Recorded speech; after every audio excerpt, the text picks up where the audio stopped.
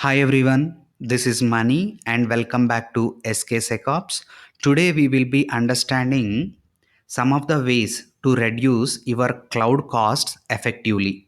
To optimize AWS cost, let's start with some of these practices.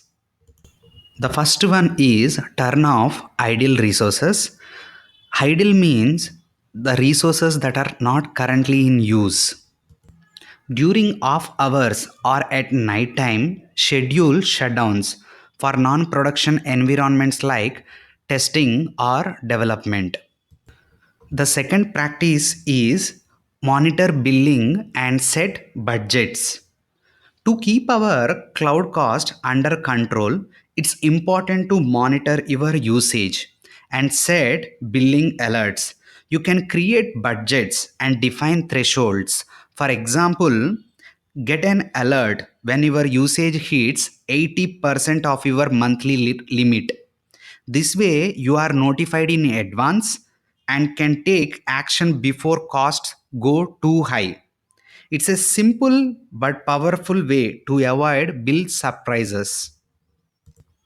Next is auto scaling. By monitoring your system and identifying variations in workloads at different times, it's a best practice to implement auto scaling.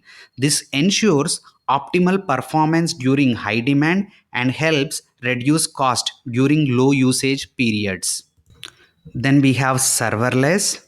When you are looking to reduce operational overhead and optimize cost, serverless is a great option. On AWS, you can go serverless using services like Lambda and ECS Fargate.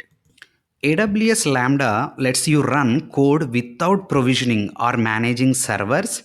You only pay for the time your code runs. On the other hand, ECS Fargate allows you to run containers without managing servers. You are billed only for resources your containers actually use. Fargate also charge only for what you use, no idle cost. Then we have tags. Tags helps us organize and manage your cloud resources effectively. For example, you can tag resources as prod for production and dev for development. This makes cost tracking, automation, and environment segregation much easier and more efficient. And also you can tag resources for better tracking. Next one is the cleanup.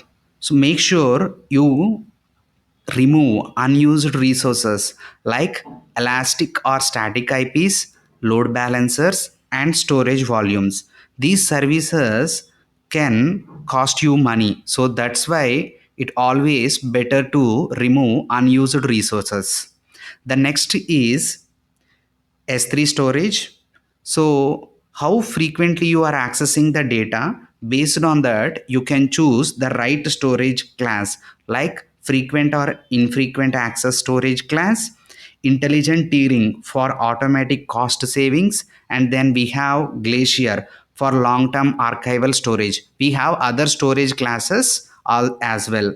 And for EC2 instances, you can go for reserved instances. If your usage is predictable, it gives you big discounts. On the other hand, spot instances will save up to 90% on flexible workloads. That's all for this video, and thank you so much for watching this video. If you really like this video, subscribe to my YouTube channel and click on the bell icon for further notifications. Thank you.